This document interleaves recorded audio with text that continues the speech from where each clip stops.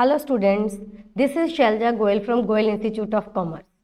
Students, आज का हमारा +2 मैक्रो इकोनॉमिक्स का टॉपिक है derivation of consumption curve from saving curve. चलिए इसके ऊपर डिस्कशन करते हैं। स्टूडेंट्स, जैसे कि आपको पता होगा that is consumption is a function of income. Clear है? तो उसके बेस पर सबसे पहले हमें क्या करना होगा, अगर ऐसा क्वेश्चन आ जाता है एग्जाम में तो आपको पहले एक टेबल बनाना होगा। टेबल में जिसमें हम क्या लेंगे, उसमें इनकम शो करेंगे और कंजम्पशन शो करेंगे। फिर इनकम में से कंजम्पशन माइनस करके क्या आता है हमारा सेविंग। देखिए, आपको पता है कि जो हमारी इनकम है इसको हम दो पार्ट पर डिवाइड करते हैं, that is C plus S. C means consumption, S means saving. तो जितनी हमारी इनकम है उसका कुछ पोर्शन हम कंज्यूम करते हैं और कुछ पोर्शन क्या करते हैं, सेव करते हैं। तो जब y में से कंजम्पशन माइनस करते हैं तो क्या बचता है, सेविंग। सिमिलरली y में से सेविंग माइनस करते हैं तो क्या बचता है, कंजम्पशन। ये चीज़ आपको क्लियर होगी। अब हम टेबल बना रहे हैं, अपनी तरफ से फिगर ले रहे हैं। मान लीजिए जो हमारे पास y है इनकम, स्टार्टिंग में वो क्या है, 0 है। अगर आपकी इनकम 0 है तो क्या आपकी कंजम्पशन 0 होगी, नहीं होगी।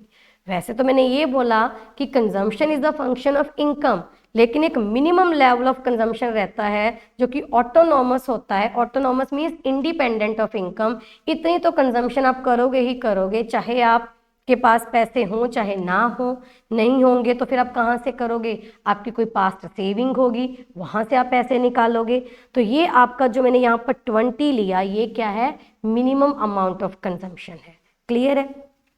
अब ये मिनिमम अमाउंट ऑफ कंजम्पशन आपने कहाँ से किया होगा, इनकम तो यहाँ पर 0 दिख रही है। y माइनस सी क्या आता है, सेविंग। y यहाँ पर 0 है तो 0 माइनस 20 क्या आ गया, सेविंग -20। तो सेविंग कितनी होगी जी, -20। क्लियर है?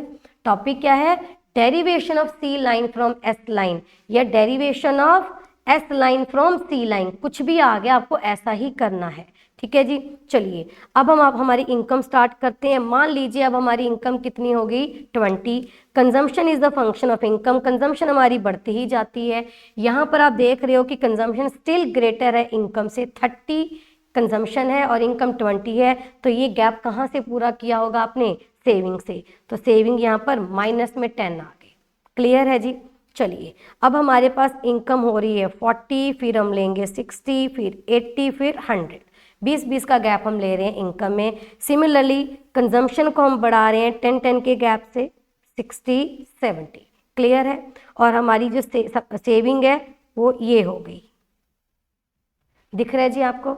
चलिए अब आप यहाँ से यहाँ तक देखो, ये जो मैंने अभी ब्रैकेट लगाई है, एरो बनाया है, इसमें क्या है, कंजम्पशन ग्रेटर देन वाई है। तो जब तक कंजम्पशन ग्रेटर देन वाई होगा तब तक हमारी जो सेविंग है वो किस में आएगी, माइनस में आएगी। क्लियर है?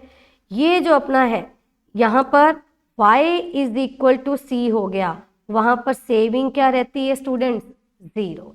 जितनी इनकम थी उतनी कंज्यूम कर ली तो सेविंग क्या आ गई, 0। क्लियर है? अब उसके बाद देखिए क्या होता जा रहा है, इनकम ज़्यादा हो गई, कंजम्पशन कम होगी, मतलब अब हमारी सेविंग क्या आ जाएगी, पॉजिटिव में।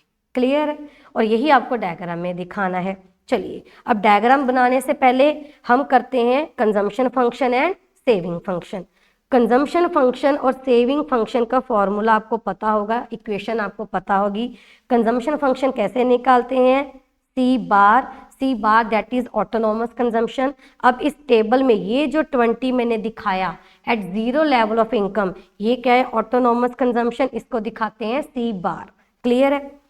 प्लस बी वाई, यहाँ पर अब बी क्या होता है, बी होता है हमारे पास एमपीसी।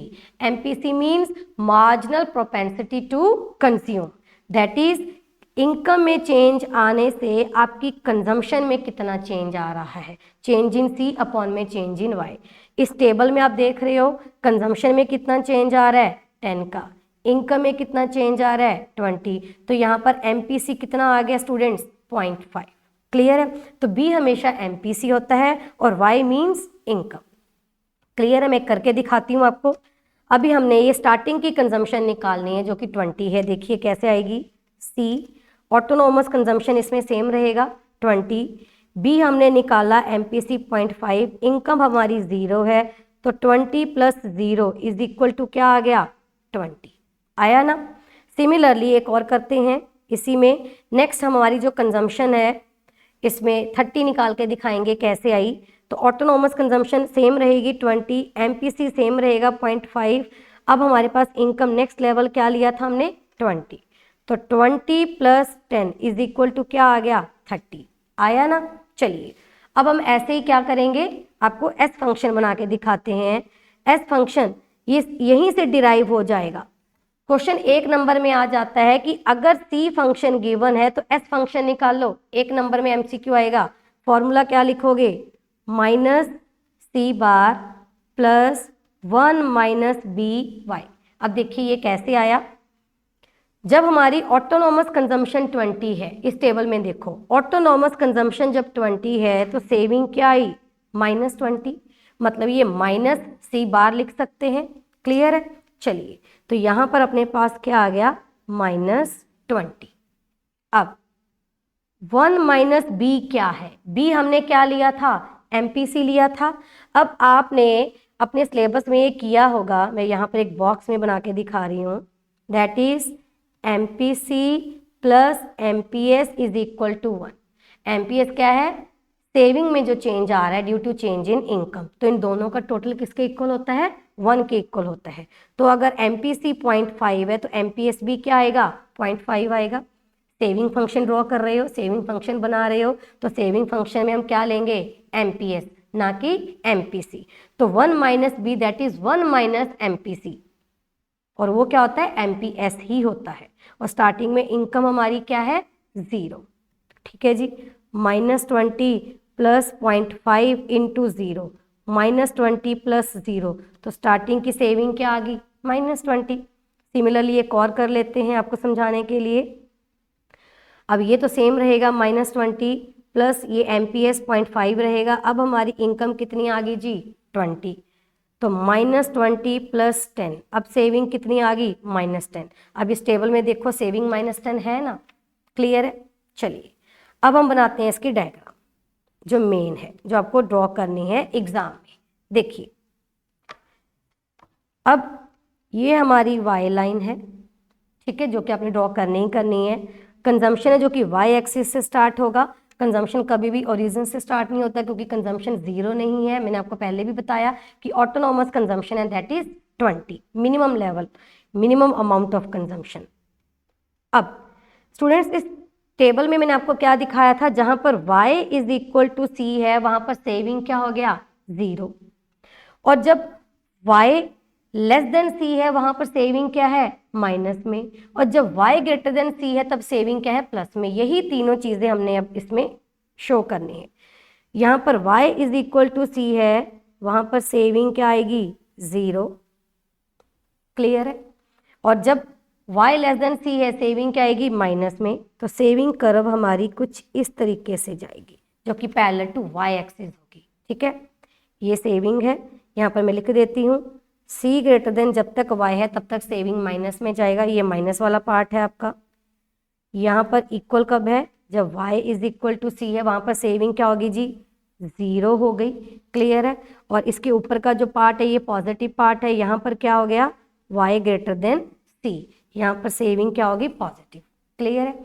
अब आपको एग्जाम में करना क्या है, जब ऐसा क्वेश्चन आता है तो जब आप ये सी लाइन और एस लाइन ड्रॉ करोगे इसके ऊपर ये कंजम्पशन फंक्शन भी आपको लिखना होगा। कैसे, कुछ इस तरीके से C bar plus B Y, और ये S is equal to minus C bar plus 1 minus B Y. बस सिंपल, कुछ भी आ जाए, चाहे derivation of S curve from C आ जाए, चाहे derivation of C from S, तो आपको यही करना है, टेबल बनाना है बेसिकली। दोनों आपको कंजम्पशन फंक्शन लिखने हैं, कंजम्पशन एंड सेविंग इक्वेशन लिखनी है, और फिर आपको ये क्या करना है डायग्राम बनाना है। ठीक है स्टूडेंट्स, आई होप आपको ये टॉपिक क्लियर हो गया होगा। चलिए, थैंक यू।